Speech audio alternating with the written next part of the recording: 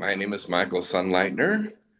I am offering a course on Gandhi and King, Soul Force and Social Change.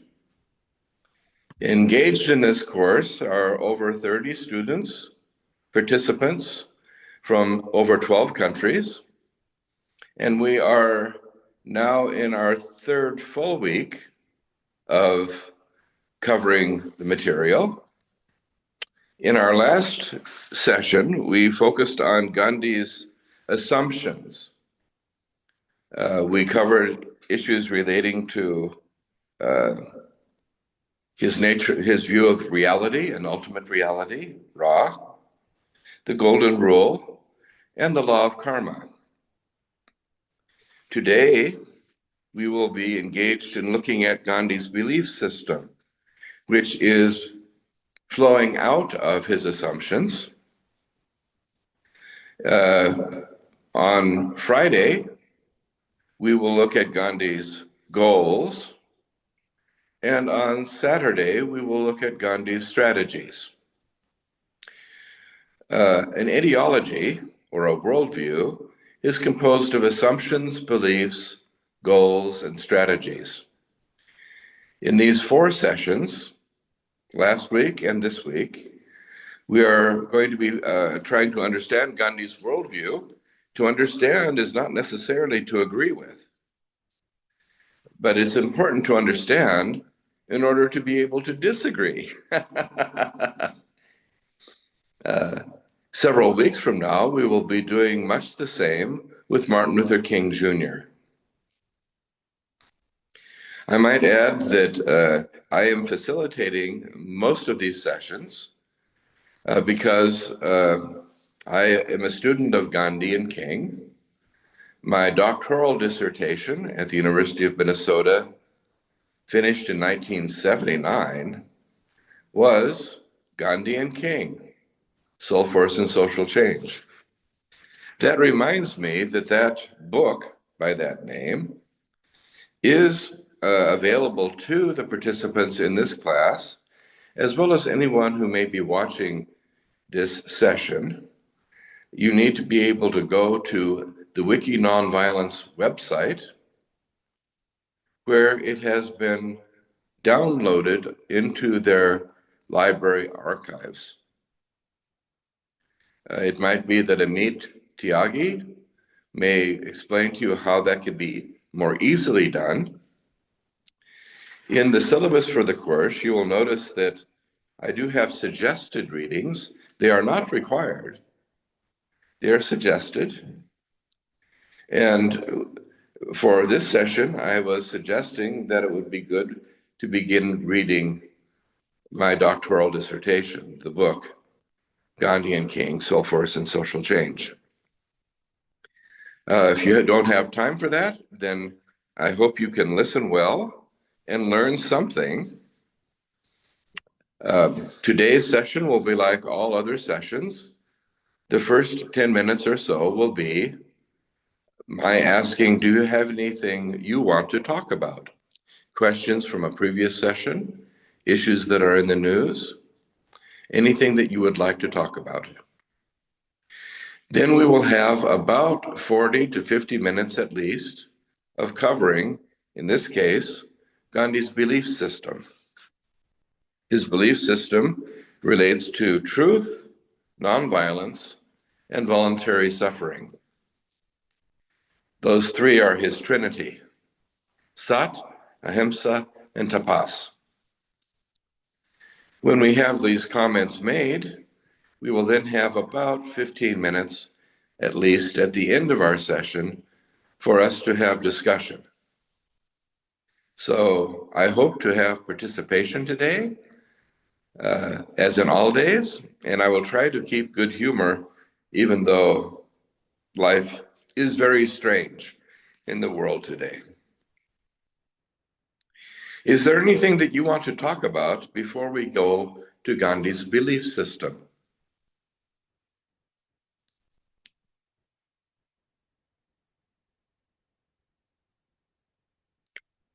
I'll tell you that what is in my mind, of course, includes Prime Minister Narendra Modi's visit to the United States today for 2 days, and his sharing with Donald Trump. Modi and Trump have much in common.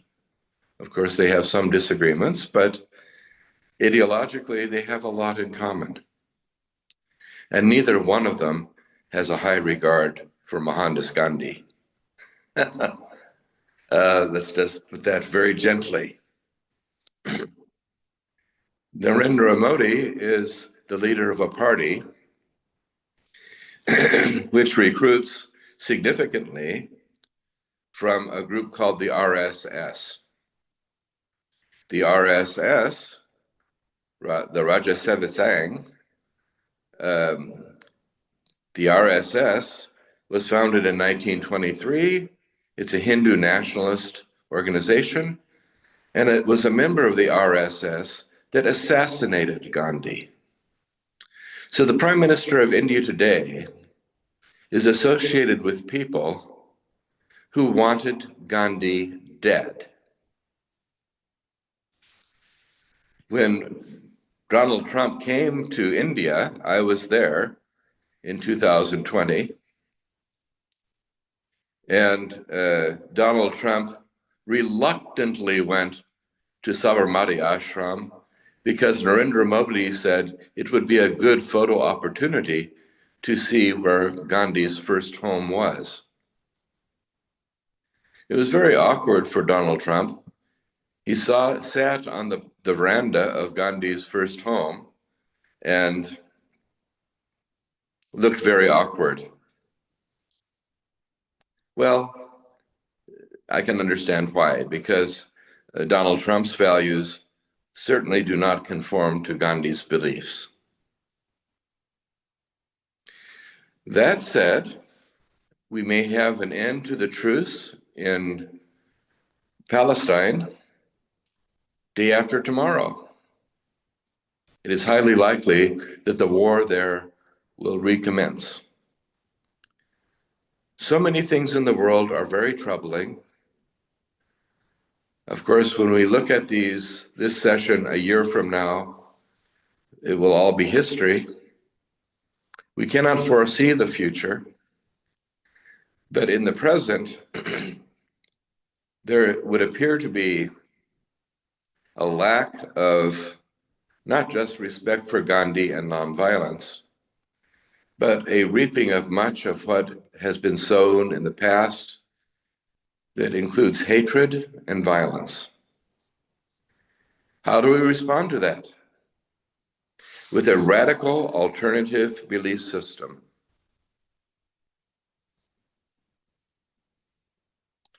That is what we will turn now. If no one wants to say anything, I guess I will begin.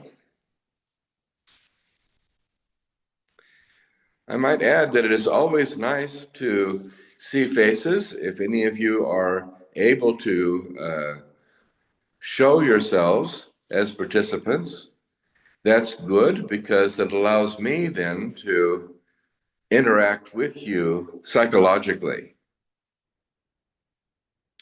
Of course, I can always just talk into the night. But thank you so much. It is good to see Lubna. Very nice to see you. And others. All right, let us begin with Gandhi's belief system. His philosophical or religious belief, Sat, is truth. S-A-T, truth. Truth is part of ultimate reality, Ra. It flows directly from his philosophical religious assumption. Now, Gandhi's view of truth may be difficult for people of a Western mindset to understand. You are either right or wrong. In a binary culture, truth is seen to be a lie or a truth, either or. Gandhi is much more complex. He will say truth is absolute and relative at the same time. What? That's not possible. Gandhi would say, well, it's reality. So first, what is absolute truth? Absolute truth for Gandhi is God, and God is truth. They're interchangeable words. Absolute truth exists. It is unchanging. It is the physical and moral laws of the universe. It is the bedrock upon which all life is based. Now, again, this is an assumption of Gandhi. It's part of Ra. You might not agree with it. Karl Marx does not agree with it. But for Gandhi, it is beyond the five senses. It is an article of faith. Absolute truth exists. It is God. God is truth. So, Mr. Gandhi, do you claim to have the truth? After all, you're a great soul. You're a saint. Gandhi would say, no, I'm not a great soul. I'm not a saint. Please don't call me Mahatma. But I am a seeker after truth. His autobiography is called My Experiments with Truth. Throughout his 78 years, Gandhi is trying to understand God, trying to understand the truth in every situation a little better. Let us return to the idea of the blind people and the elephant. Truth is relative in this world because everything in the material world is always changing. In that regards, Karl Marx was correct. And so in a world where what we see, feel, taste, touch, and smell is always evolving and changing, we touch something like an elephant, but we always filter it through the eyes of our culture, our religion, our gender, our circumstances, and we are blind. We cannot see the entire elephant. We are limited by our material circumstances. And so again, one person will touch the elephant's ear and say, oh, the elephant is like a big banana leaf. And another will touch the leg and say, no, no, no, the elephant is like a large tree trunk. Another will say, what's wrong with you people? The elephant is like a rope. He's holding on to the tail of the elephant. The elephant is like a rope. You're all crazy, crazy people. The elephant is like a water tank. Feel. And he's touching the body of the elephant. And for Gandhi and for those who accept this idea, they're all right and they're all wrong at the same time. They all have a piece of the elephant, a piece of the truth, and they don't have the absolute truth. They need to communicate with each other if they want to piece the elephant together and realize that it does in fact have an ear, legs, body, and tail, right? That is what Gandhi believes is what is true in this world. While the elephant exists and the absolute truth of the elephant exists, we may be only able to understand parts of it while we're living because we are blinded by our own circumstances. Now, this is the concept of called antikantavada. I have this on the sheet that I had posted, or that I was to have posted for our session today. Very good. And our wonderful tech people have it up. So you can see this if you like. Antikantavada is the doctrine of the many-sidedness of truth. It is foundational to understanding Gandhi's view of truth, Sat, insofar as it has many sides. The elephant has many sides. Everything has many sides. It's not just, I love Donald Trump or I hate Donald Trump. You're either right or you're wrong.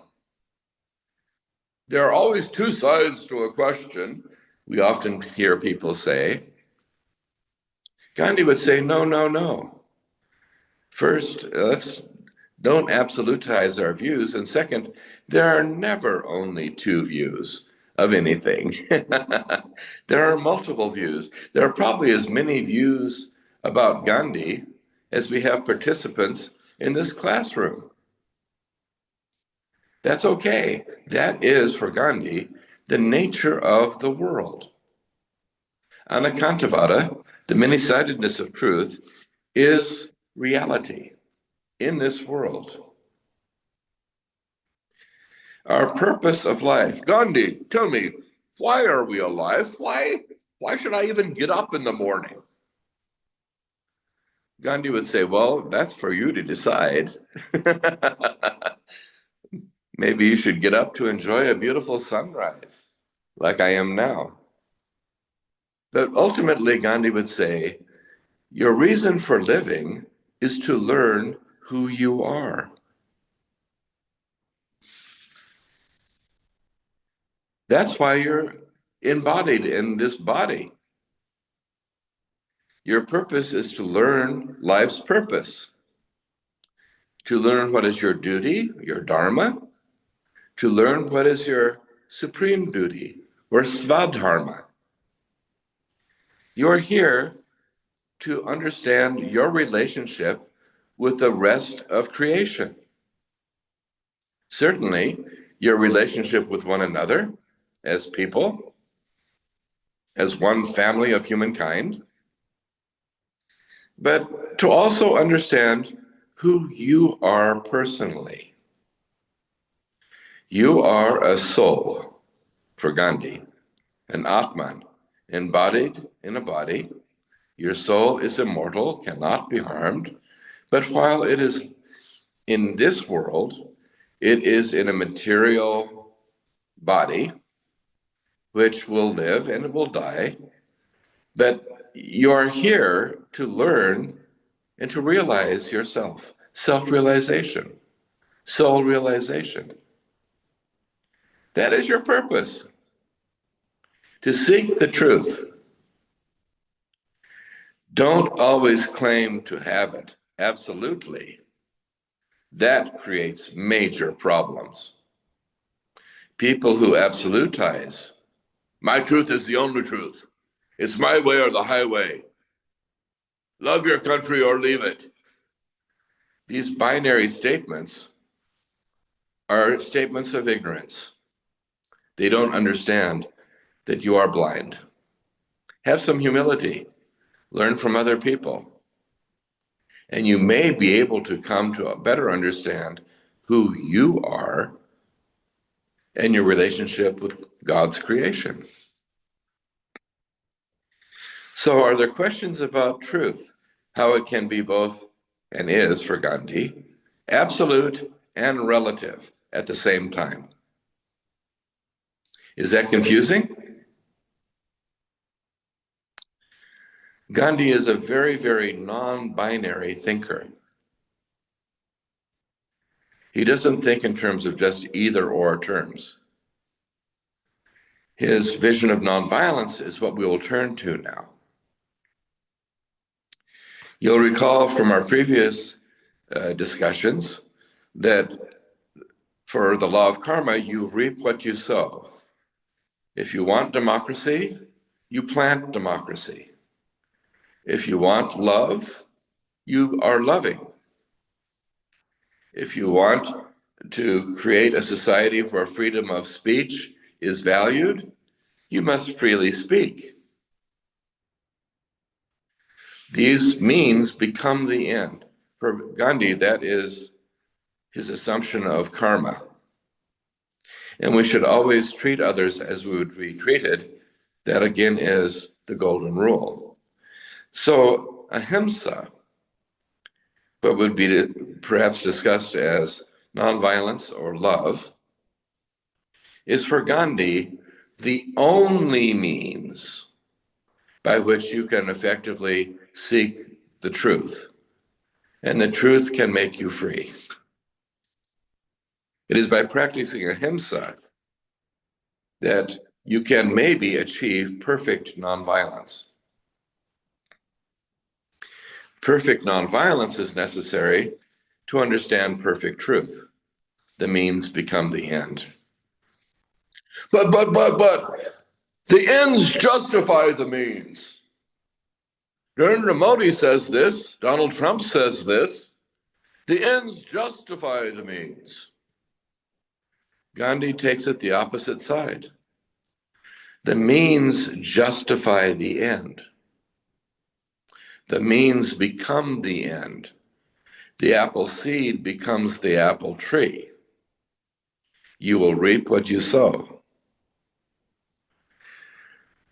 But if we only have imperfect nonviolence, Gandhi, then we will only be achieving imperfect ends. Gandhi said, sure, that's true. Life is a learning process. You're not going to find perfection here, but you can improve, always improve, be better. Understand truth more fully. And so,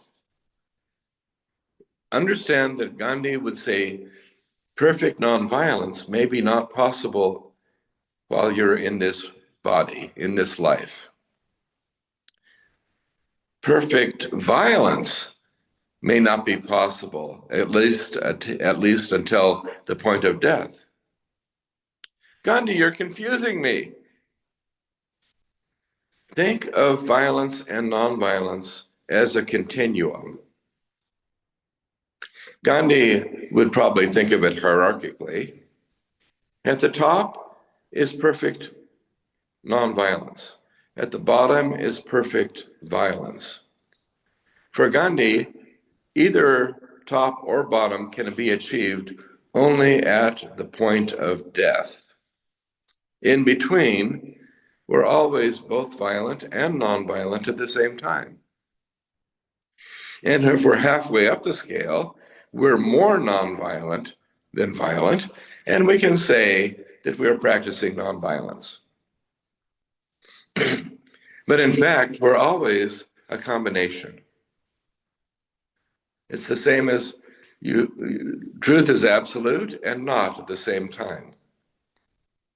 For Gandhi, nonviolence is absolute, but not at the same time. We can never fully practice it. But Gandhi, I'm confused. I'm a nonviolent person. Gandhi would say, really? Tell me. Michael, tell me. Did you have breakfast this morning? Yes, I did. What did you have for breakfast? I had eggs that were not fertilized for protein, and I had some ketchup, which is made from tomatoes, and I had a piece of toast. I put the ketchup on the toast with the eggs. That was my breakfast. I've been a vegetarian for over 50 years. Doesn't that count for something, Gandhi? And Gandhi would say, of course, congratulations. You're trying to be nonviolent. That's all we should try to do. But Michael, where did the bread come from? The wheat was crushed from wheat stalks, crushed and ground into powder. It was then put together with other ingredients and baked. It was baked in an oven to make your bread. The tomatoes for the ketchup were ripped off the vines and smashed and ground into pieces so as to make a smooth ketchup. The eggs were stolen from the chickens. Even if they were not fertilized, they were stolen. The chickens didn't give you the eggs. So tell me, you had a nice breakfast. You need breakfast to be able to sustain yourself and maybe give this lecture. But you were engaged in violence. Again, the bread was crushed, the tomatoes were smashed, the eggs were stolen. You have been engaging in violence from the moment you woke up in the morning. And I would say, well, Gandhi, I'm trying. And he says, relax, Michael. All we can do is the best we can do. In this life, we are trying to be as nonviolent as possible. But don't be self-righteous. You, like every other human being, engage in violence in order to live. Accept it, admit it. Now, commit yourself to reduce it, to minimize it. You minimize it by not killing the chicken and eating the chicken's meat. You minimize it in many different ways. By not exploiting the workers who harvest the tomatoes, you give them a fair wage. Then you're more nonviolent. You care for the wheat fields lovingly. You give the wheat flower its water, and you pray for the sunshine, and you cultivate it as best you can. You are practicing nonviolence at the same time as you may be engaged in violence. When can I be nonviolent, Gandhi? When can I be perfectly nonviolent? Gandhi would say, okay, this is possible. When are you no longer depending upon your body? When do you have no need for breakfast? At the point where you die, where your body is given away and your soul leaves your body, at that point, Gandhi would say, if you can leave your body with an attitude of perfect nonviolence, love for all of creation, even love for the person who might be killing you, at that point, you may achieve perfect nonviolence. Perfect nonviolence will give you perfect truth. Well, I don't want to wait that long. Too bad. That's the way it is. So you can imagine then how this teaching of Gandhi is very demanding. We should be willing to be like Jesus on the cross, being crucified by the Romans, and say, Father, forgive them, they know not what they do. They are ignorant. They are blind. They don't see their blindness. It is only through my sacrifice that perhaps people can see more of the truth. Now, I'm not trying to make you Christians. I'm just trying to share with you one image. The Buddha also forgave the person who killed him. The Buddha accepted pork as a gift of food from a disciple who loved him. And the pork was bad. It was food poisoning. The Buddha died of food poisoning. But before he left his body, he said, I forgive you. You were giving me food. That was to be praised. It is not that we are living that is important. It is what we learn while we are living. And I forgive you for having given me bad food. It was not intentional. It's not quite as dramatic as Jesus, but it is the same principle. You forgive those who harm you, and that can take you towards the Godhead. Now, what about perfect violence? Well, perfect violence takes a lot of work. One example I have found of perfect violence was a book written by Bruno Bettelheim, a Jewish man who was a psychiatrist living in the concentration camps, Auschwitz, in World War II. The Nazis were exterminating Jews. And this trained psychiatrist was watching the dynamics of those who were approaching their death. And Bruno Bettelheim writes in his book, The Informed Heart, how he observed that the people most likely to survive would be those who were willing to die. It's ironic, but they had to draw a line somewhere saying, I will not do this. I will not be humiliated this far. I will not crawl on the ground if I'm ordered to do so. They had to draw some kind of line to maintain their humanity. For those who were not willing to die, they died a horrible death.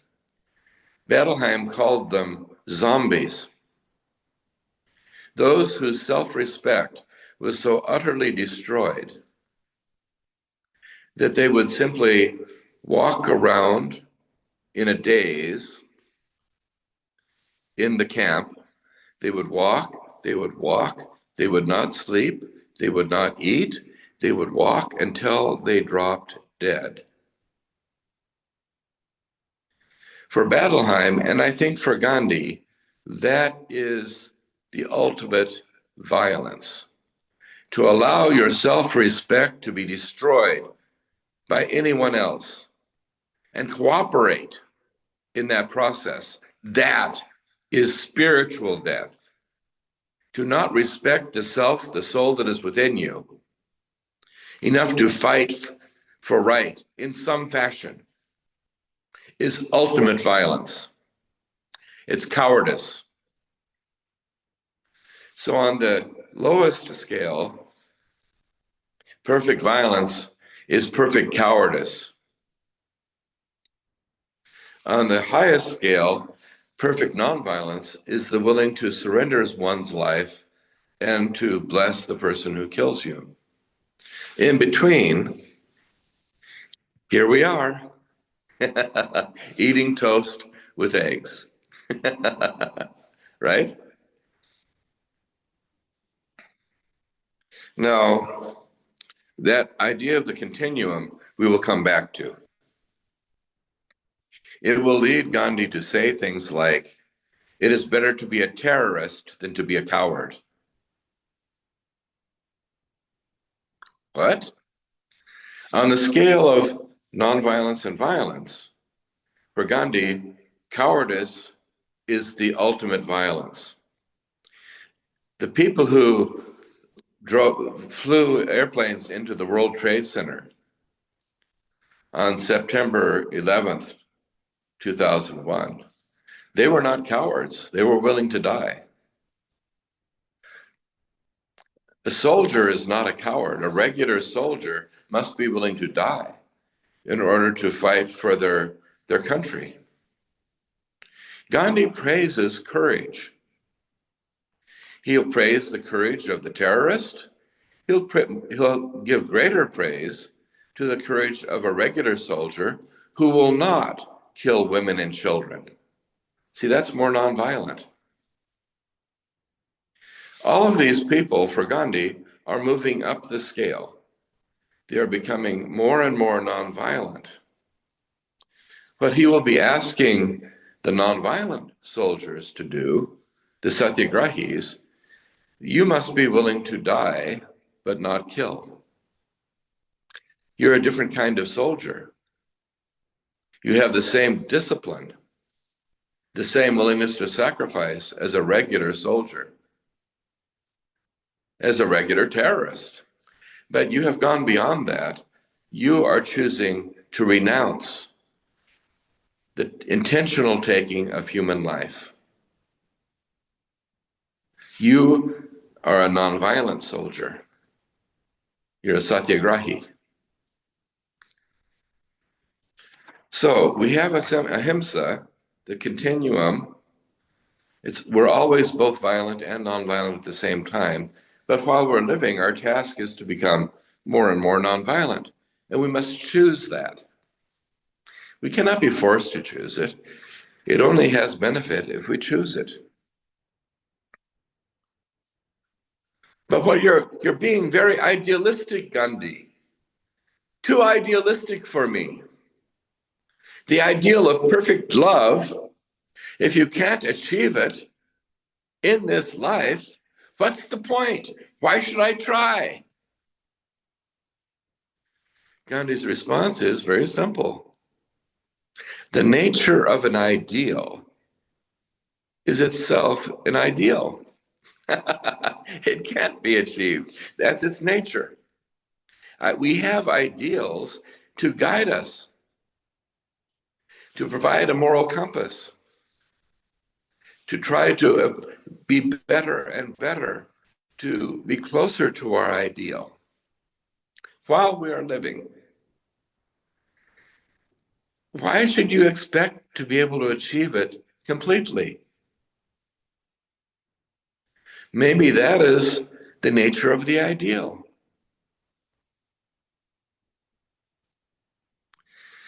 So, perfect truth can be achieved by perfect love. Let's get to the third of Gandhi's hard teachings, his belief in tapas, voluntary self-sacrifice, suffering. Gandhi believes there is no free lunch. What love do you have if you only love people who love you? What kind of love is that? There's no great praise in that. You love your wife. I hope you do. You love your husband. Uh, that's expected. But to love your enemy, that's a tough one, isn't it? For Jesus, you must love the Pharisees. You must love everyone, even those who kill you.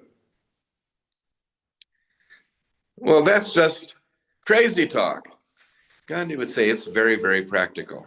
Let me explain it to you, Michael.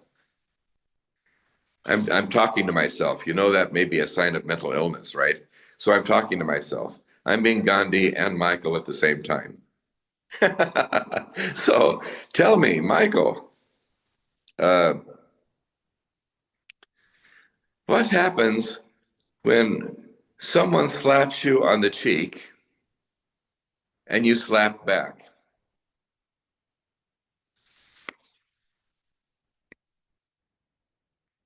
Right? Slapping on the cheek.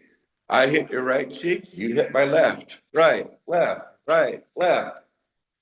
Do we see this happening in the real world? Do we see this between Israel and Hamas? Do we see this between Ukraine and Russia? Do we see this in your own life? These are what feuds are made of. These are what wars are made of. Retaliation. Well, where does it end?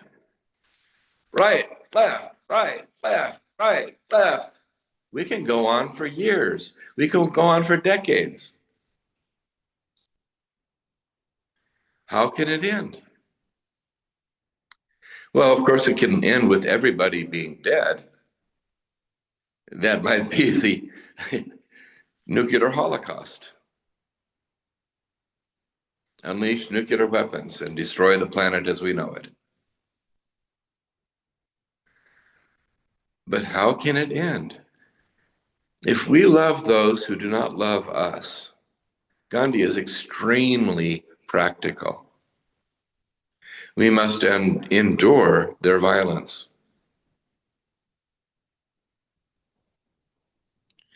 It's the only way. Otherwise, we just continue to reap what is sown and reap what is sown. But you hit me first. It's kind of it's not important who hit first. The point is the cycles of retaliation, back, forth, back, forth, back, forth, right? After a few years, it makes no difference who hit first. Everyone is hitting. And the cycles of retaliation and counter retaliation are harming everyone. Gandhi's response is very simple: tapas, voluntary self sacrifice. Someone has to say no. Someone has to be willing to suffer, has to ultimately be willing to die. If this is what is happening, right, and someone says no, that means that the one hand continues to hit, continues to hit, continues to hit, until perhaps the person being hit dies. But at least their death can be part of the process of stopping the karmic cycles of violence. They can die with a good conscience. Their soul may be liberated from their body, and they, especially if they can say, Father, forgive them, they know not what they do. Suffering, Gandhi believed, can have a transformative impact upon the person committing the violence. It's a way of waking in that person an awareness of their true self, the God within them. Now that's spiritual. Psychologically, Erik Erikson, an American psychologist, wrote a book called Gandhi's Truth. Erik Erikson was not a Hindu. He was not even a practicing religious person. But as a psychologist, he looked at this issue, and he said that what Gandhi may have come across is an instinctual inhibition of a species not to become extinct.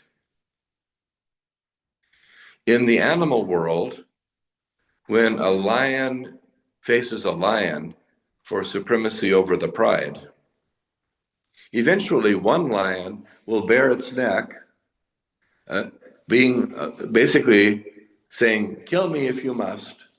And the dominant lion will usually not kill, because to do so would spell doom for the species. Erikson believed it was an inherently instinctual inhibition for a species not to kill itself. And then Erikson speculated what Gandhi's truth may have been is when one side bares its neck and is willing to die, that is not necessarily submitting to the superior physical force of the opponent. You may still be resisting and refusing to pay taxes. Perhaps you're going to jail. You're resisting. But if you bare your neck, the opponent doesn't want to kill you. It's not a mental thought. It's an instinctual idea. May not kill you because of this instinctual inhibition. And it's very commonplace.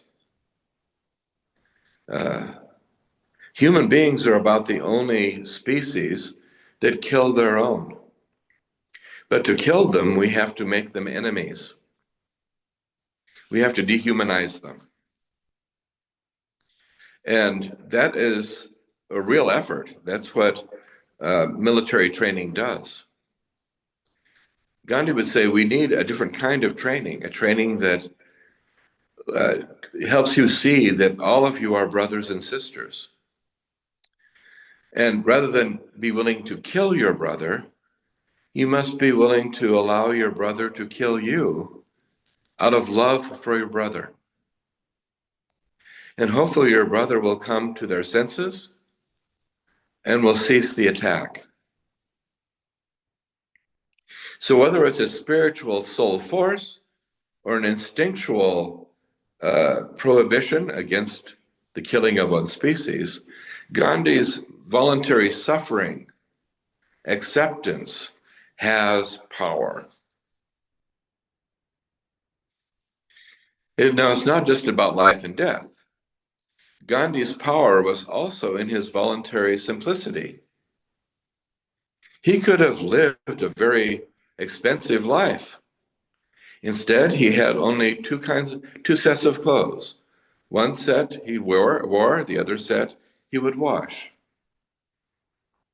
He only had one pair of sandals. He lived extremely simple life, identifying with the poor. This is sacrifice. Voluntary poverty is sacrifice. Living with the poor is sacrifice. But it's not that bad because you live a more simple life, you live a more loving life, you receive more love in return. The poor may identify with you. And there is power when you get together with others in a common cause. Gandhi was a great leader because he didn't ask anyone to do what he was unwilling to do himself. He was a general whose soldiers loved him. That's another way of putting it. And so voluntary poverty is good. Involuntary poverty is not. Gandhi recognized Maslow's hierarchy of needs, where human beings have the need for basic fundamental physiological needs, food, water, clothing. Above the physiological needs, we have the social need to be with other people. We need to be respected. We need a certain element of security so other people will not steal our food. So Gandhi recognized that if you voluntarily live a simple life, you can increase the social awareness of people around you, encourage respect and self-respect, and ultimately achieve degrees of self-realization or self-actualization. It comes through a life of renunciation. What are you renouncing, Gandhi? You're renouncing the achievement of ends. What? What? Remember, the means become the end. If you are loving and caring in your life, the end will take care of itself. Truth will emerge. You don't have to achieve a goal. The means are the goal. Live a loving life. Live a simple life. Live a life willing to sacrifice and even die for what you believe. Live a life of tapas, and you will truly live. It sounds masochistic to me. It sounds like you're trying to just try to be suffering. Many people in the West would complain about this, and even Martin Luther King would probably say this is kind of masochistic. You know, to go in front of the Ku Klux Klan, unarmed, without any protection from soldiers or anyone. It's just madness. You're going to get killed by the Klan. And Gandhi would say, well, that is true. You may be. But that is what Gandhi is asking people to consider. Because the more you're willing to accept sacrifice, the more loving you can be of those who don't love you, the more truth you can learn from them. People who fear you are not going to share with you. Truth is the first casualty of war because they stop talking with each other. Gandhi would say we need to make a war for truth. We need to respect the other blind people in the elephant. If they hit us, we don't hit them back.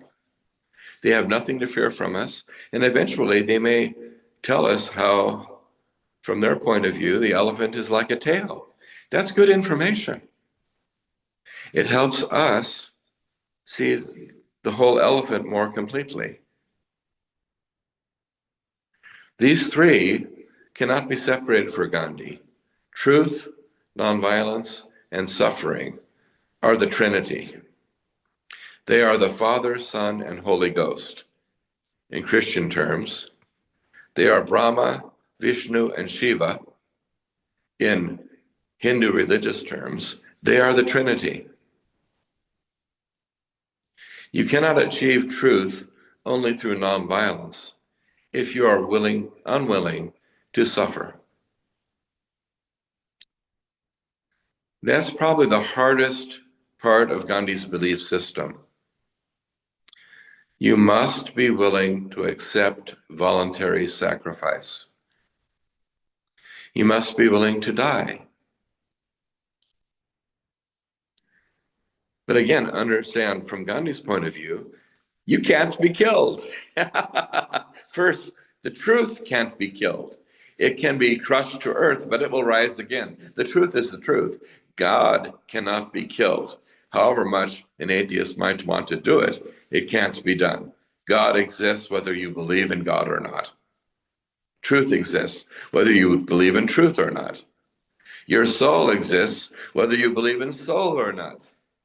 And your soul is immortal and will survive your body. Your body will sooner or later die. Why can't you just accept that? Fear is the great enemy. Fear is what allows despots to control you. If you have no fear, you are politically impossible to control. No one can make you act against your will if you're willing to die. And then they can have your dead body, but that isn't control.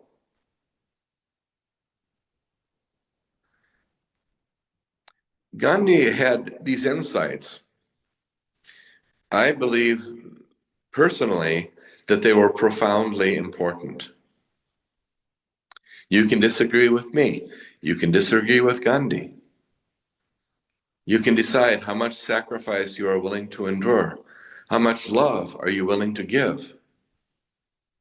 That's for you to decide.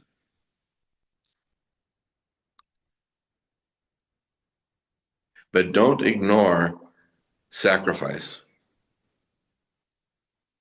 For Gandhi, that is where the rubber hits the road. That is where power is really generated.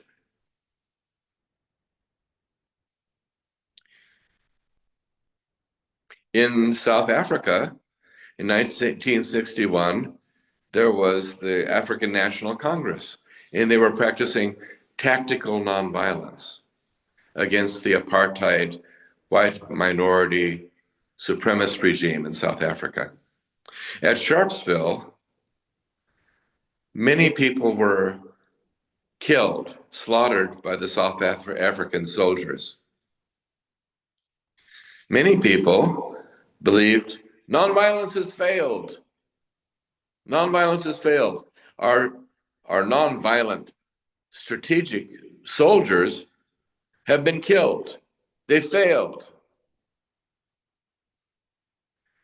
For Gandhi, when repression happens, it's when you are effective. It's a sign of effectiveness, not failure.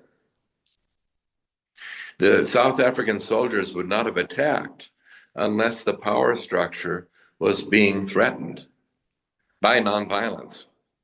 That's the time when you need to hold firm and be willing to die, as a good soldier must be willing to. Instead, people concluded, nonviolence has failed, now we must pick up armed struggle. And they go back to retaliation, counter-retaliation. And it takes over 30 years more for South Africa to become free.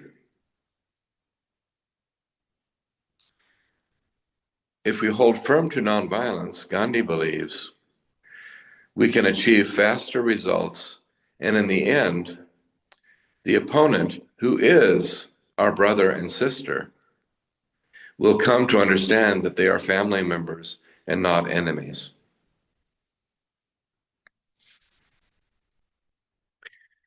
This is probably the last strange thing I will say, and then let's have discussion. Gandhi does not say, love your enemy. That's a much more Christian thing to say. Gandhi says, I have no enemies.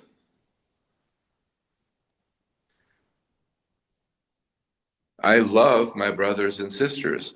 I love other children of God. My entire family is humankind. He doesn't even have an enemy concept, except the enemy within.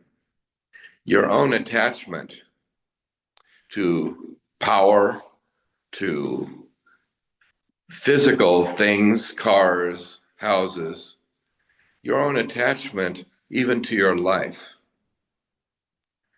These attachments are the foundation for fear. That's the enemy. Fear is the real enemy. If you can rule yourself, no one else can rule you. If you allow yourself, your soul, to actually control how you live in this world, you're willing to lay down your life for your friend.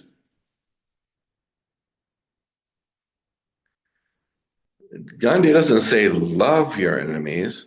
He says have no enemy, except perhaps the enemy within you. The devil is within you. God is within you. Choose which one you want to identify with. We all have both. We will all choose both at different times. But the more you choose the truth that is God, the more peace and harmony you can bring into the world. You can be an agent of God's peace only through sacrifice.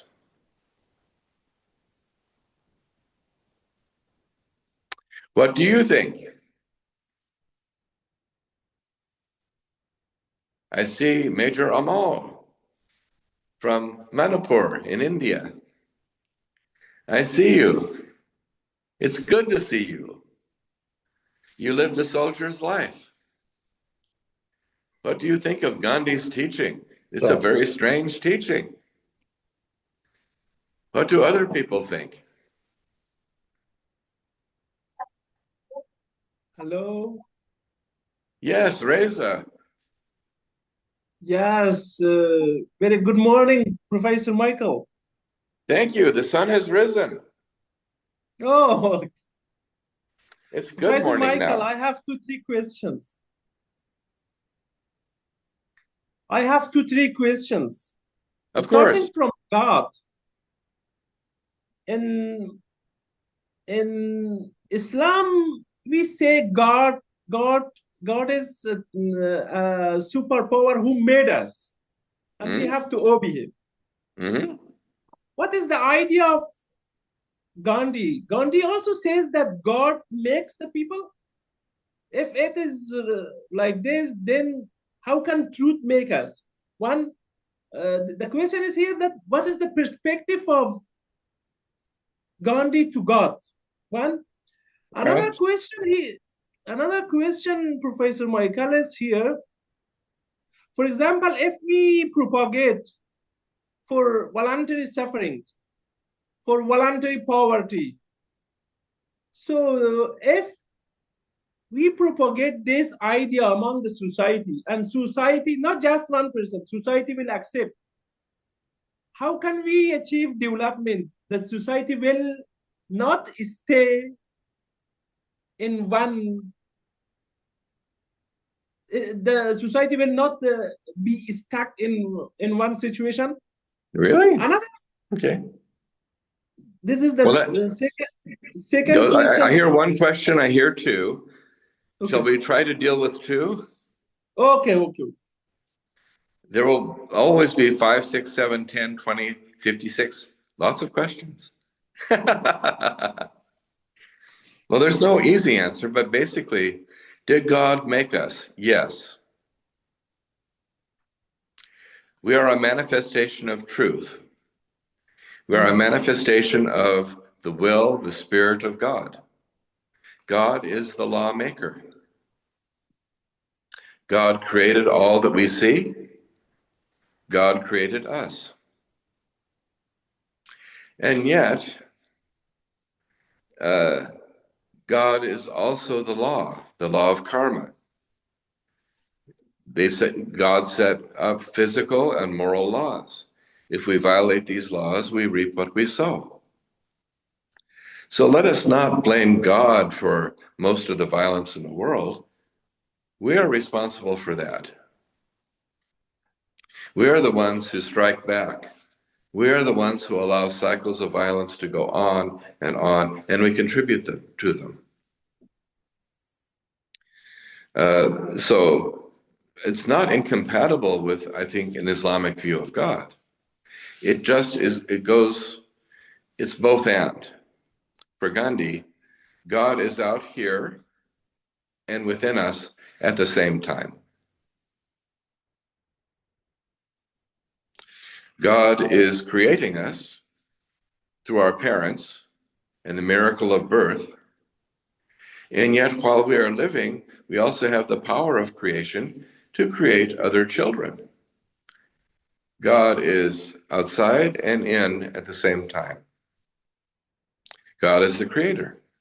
God is truth. In terms of development, what is development? I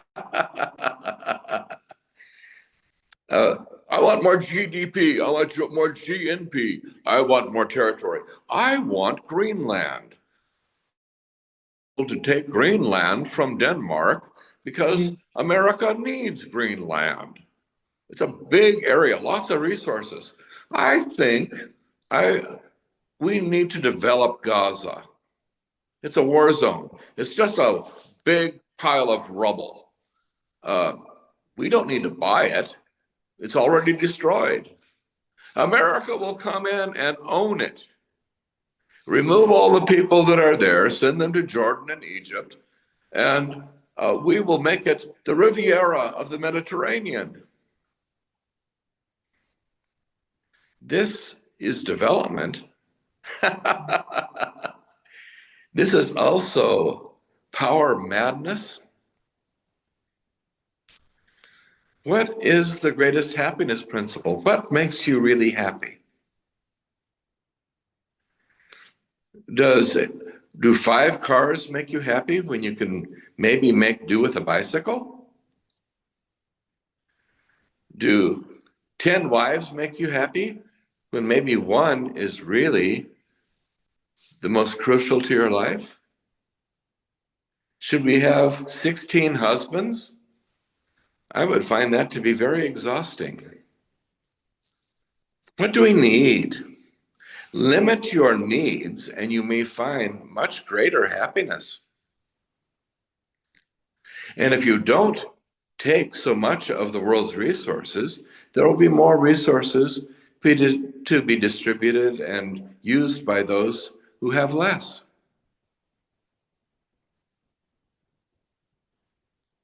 If, like Socrates says, the wealthiest is no more than 4 times more wealthy than the poorest, if we had that sort of equity,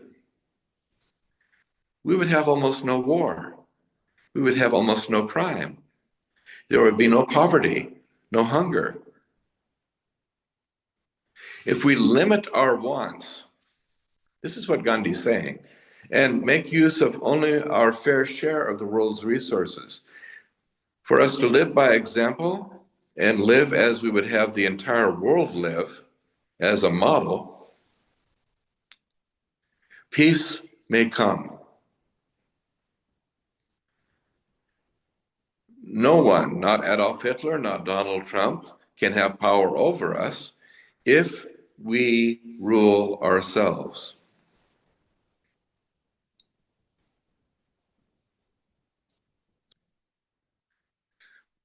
Donald Trump will have no military if I refuse to pay taxes for his military. If others join me, the military will not operate for free. We can refuse to cooperate. That is the brilliance of Gandhi. Each of us, individually and collectively, can refuse to cooperate with that which we see to be destructive. And if we live humbly with what we need and not just with what we want, there will be enough for all the world to get what it needs. Bye. What do you say?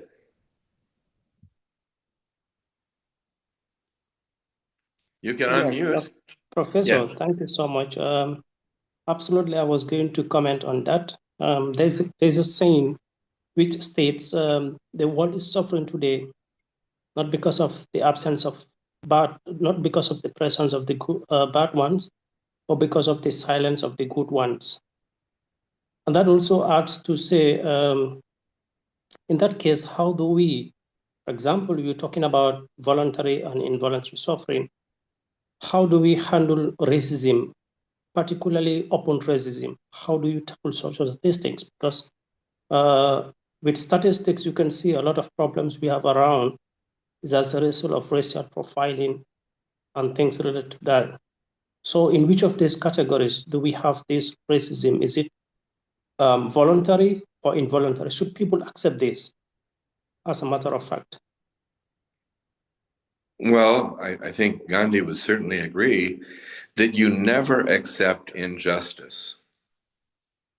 And as King would say, injustice to one is injustice to everyone, because we are all connected in a common web of humanity.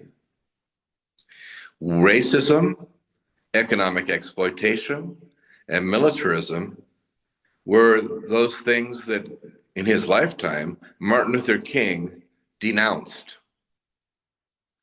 How do we resist militarism?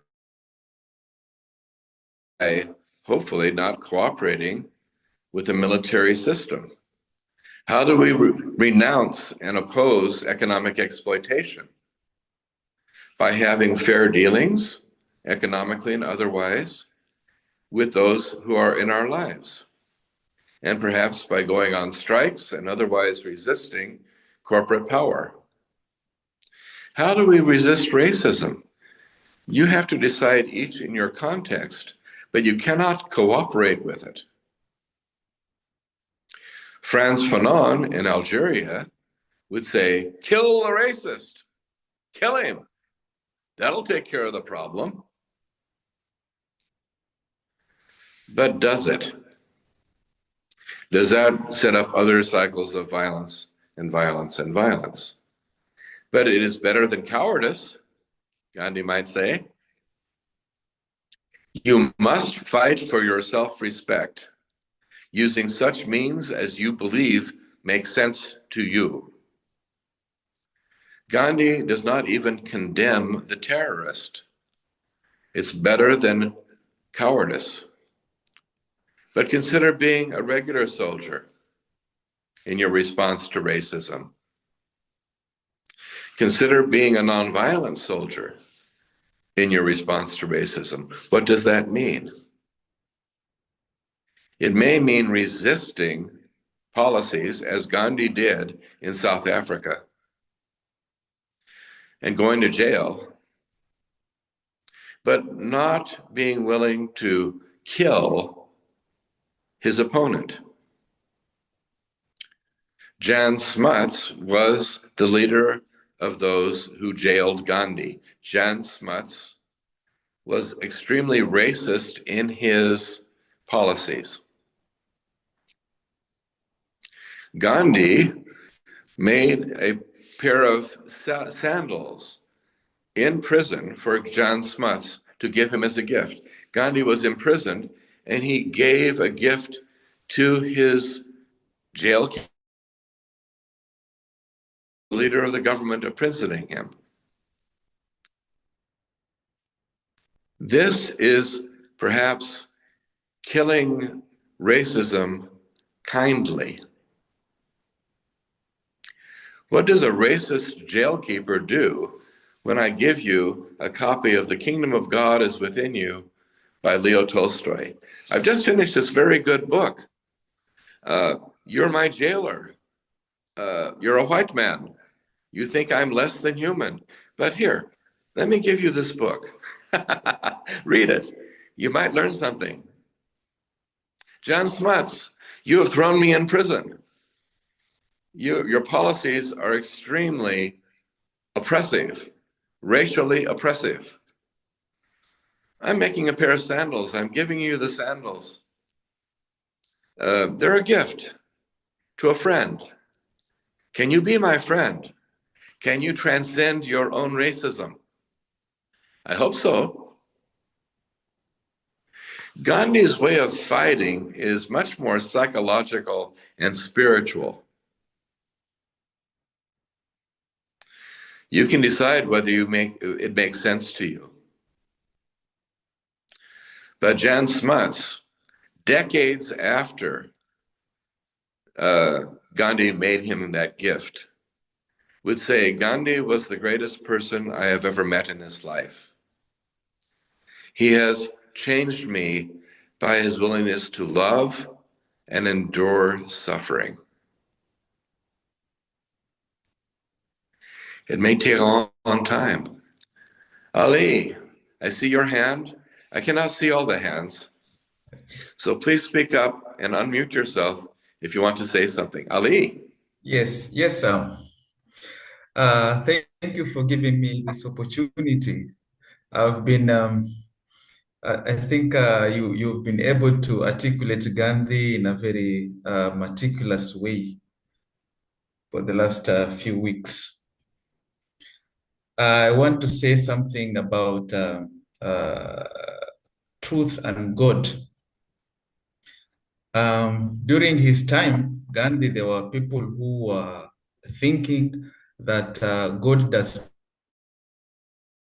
and there were those who were thinking that God exists. So Gandhi will ask the question, is it true that God exists? So according to Gandhi, he will say, oh, and if it is true that God exists, what kind of truth is it? Is it relative truth that God exists? Truth that God exists. Yeah. So according to Gandhi, it is absolute truth that God exists. Gandhi has faith that the existence of yes. He has faith. The existence of God. Yes. The elephant exists. Truth exists. God exists. Good exists. For Gandhi, the existence of God is this absolute truth. And according to Gandhi, the best. I'm having some trouble with your broadcast, I think. There may be a technological issue. But I hear what you're saying, I think, Ali. And yes, good always exists. Yes, network. Mm. What about Yes. network? Oh, am I audible, or was it because of network issues? The last 30 seconds, no. Oh yeah, I think the network is not very stable. So, so what I was trying to say is that according to Gandhi, the best example he will give about absolute truth is the existence of God. So God is the best example for absolute truth. There are also other absolute truths, but for Gandhi, the best example is God. Yeah, And okay. But God is everywhere. mm, God is in your smile, Ali. I can see God in you. Very concrete. I mm, can see the reflection of God. Maybe not God in perfection, but I can see him. I can see him in my brothers and sisters. I can see him in my opponent if I look. I can see God in Jan Smuts. mm. I Yeah. need to look for it. Mm. Yes. And And according to Gandhi, he said that the best way to find God is to look God poor people. If you yes, live among the poor people and you look at the poor people, you will absolutely find God. well, he believed, and I think there are studies to support this, that the poor among themselves are far more generous among themselves in sharing and in surviving together than the Mm. wealthy are among themselves. Yes, yes, yes, Uh, yes. the wealthy give a little bit and feel good about themselves. The poor share maybe more than they have to share, but together they are able to build community together. Mm. Uh, well, you can see God if you look for God most anywhere. Mm. Yeah. Um, when Gandhi said, God is truth and truth is God, he wanted to appeal both to religious and not religious people. Mm. One of the people I interviewed over 50 years ago was a follower of Gandhi by the name of Gora. Uh, Gora had his own ashram. Uh, he went to Gandhi's home at Sevagram and said, "Can I stay with you a time?" And Gandhi said, "Well, Gora, tell me, do you believe truth exists? Truth beyond our five senses, truth that may be progressively understood as we undertake scientific and other investigation?" Yes, I believe absolute truth exists. Uh, Gora, do you believe that while we are living, we are always learning about the truth and probably cannot claim to understand it fully? Yes. Well, Gora, please stay with us. You may not, you say you don't believe in God. You're an atheist. But as far as I'm concerned, you're a very, very religious person. You are seeking truth. And that is the most important thing. Yeah. And I think for Gandhi, truth is a statement, and is a statement that is beyond any reasonable doubt. So if someone is giving a statement that has doubt, and then that statement, there is a possibility that statement is not true. So for Gandhi, he believes that if somebody is giving a statement and that statement is beyond any reasonable doubt, then there is a possibility that statement is true. Well, yes, but it's even more than that. Even if a person says something that might be thought to be very, very stupid, the Mm. elephant is like a rope. Sounds really stupid, yes? Mhm. But there might be some element of truth in that person's experience. We need to learn even from people that we might consider to be stupid. So it's not just that we learn because from people who are very, very persuasive. We need to listen carefully to people who we are who may sound to be having nothing to share. Because there is some truth probably in every person's view. We can learn from it, we become less blind. That is a big reason why he is such a strong believer in freedom of expression. We should not censor other people. We should not try to silence and suppress other people. We need to be able to learn from everyone. But they will suppress us. They will silence us. Well, if we do to them as they would suppress us, are we any better than they are? What love do you have if you love only those who love you? Gandhi's teaching is for freedom of expression, the seeking of truth, the loving of those so that we can learn together. Yeah, I think for Gandhi, he believed that human beings have a potential.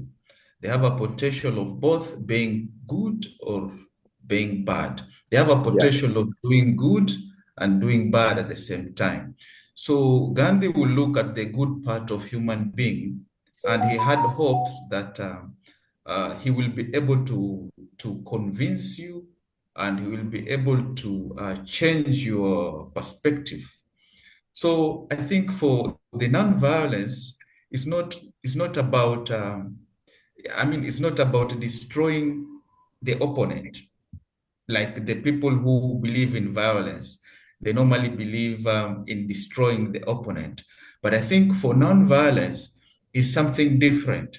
It's about convincing the other person, even if it takes self-sacrifice to convince the other person that whatever you are doing is not right, whatever you are doing is not good. So sometimes Gandhi will go ahead and fast, so that to convince people, whatever you are doing is not good. And fasting for Gandhi, he will do it for himself. He will not impose it to other people. It's not like the violent people, the way they will impose violence to others. So he will do like something to do with self-suffering or something like that. Yeah, to an extent where That's another very big topic. As we are approaching the end of our time, if Sibby Joseph is still with us, I would certainly welcome any observations he might have. No, Michael, Sibi is not in. If you allow, I would like to share something. Please, Amit, do so. So Gandhi always kept a book with him, which is one of the spiritual or religious text, and it was Bhagavad Gita, and this comes from a non-dualism Vedanta, and it says it is only God that exists, nothing else. And the Vedanta uses an example that there is only clay. So you make a pot with the clay, or a plate with the clay, or the cup with the clay, but in the end, it is nothing but the clay. So we all are made of the same clay. It's just a different output because of the concept, naam, roop, vyavhar. So the name and the form and the characteristic, but it is God alone that exists and nothing else. So it's not dualism. Thank you, Amit. That is helpful for those who can understand what you just said. Yeah, it's very complex, I know. But I just try to refer to the Gita that he was always keeping with him. Well, he certainly had the Bhagavad Gita. Yeah. He also would say things like Matthew 5 through 7, the Hmm. Sermon on the Mount. Yeah. If all of the religious texts in the world were destroyed and I had only the Sermon on the Mount, Gandhi said that would be the essence of all religion. Mm-hmm. It's a very brief statement. The Bhagavad Gita is subject to many interpretations. And Gandhi had his own, which was basically that it is a reflection of the battle of good and evil within ourselves. And that is where the true battle lies. We must surrender to the good, the loving, and fight hate with love. Fight violence with greater nonviolence. But you do that, you must be willing to sacrifice. That's just the way of the world. Another example, we talked before about how Gandhi was criticized for being very oppressive to his wife in his early years of his marriage. In South Africa, he would require his wife to sell all of her jewelry and give it to the poor. He would require his wife to clean the latrines just like everyone else, even if she didn't want to. He was very oppressive. Later, Gandhi would say, my wife suffered my abuse. She converted me by her suffering. She made me aware of how wrong I was in treating her so badly. When I saw her suffer, I saw myself. I saw what I was doing was wrong. And so, my wife taught me nonviolence. I am only applying to the British Empire what my wife showed to me. She resisted me by willingness to suffer for her love for me. I am now resisting the British colonialism of my love for the British, and my hope is that they will come to their senses just as I did. It requires suffering. I'm inspired by my wife and her resistance to me. Michael CB has just joined, so.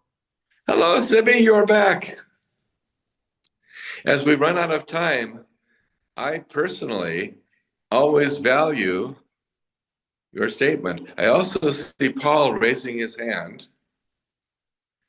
I don't know what time it is. Paul, can you speak? And maybe Sibby can share some final thoughts. Yeah, I have thank you, Professor Michael, for the guidance or the lectures, I can say. Good. I have a question, and it goes like this. How did Gandhi respond to violence that erupted despite his call for peace? As creatively as he could.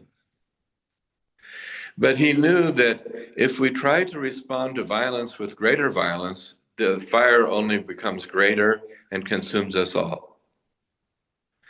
So he would say, your duty is to do what you believe to be right, but try to practice as high a degree of nonviolence as you can, as makes sense to you.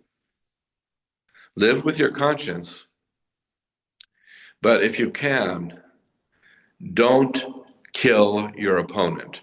Show respect for your opponent, even as you would like that respect to be shown to you. Every specific circumstance for fallible human beings requires that we do what makes sense to us. Your duty is to do what you think. as non-violently as possible. Sibi, what do you say?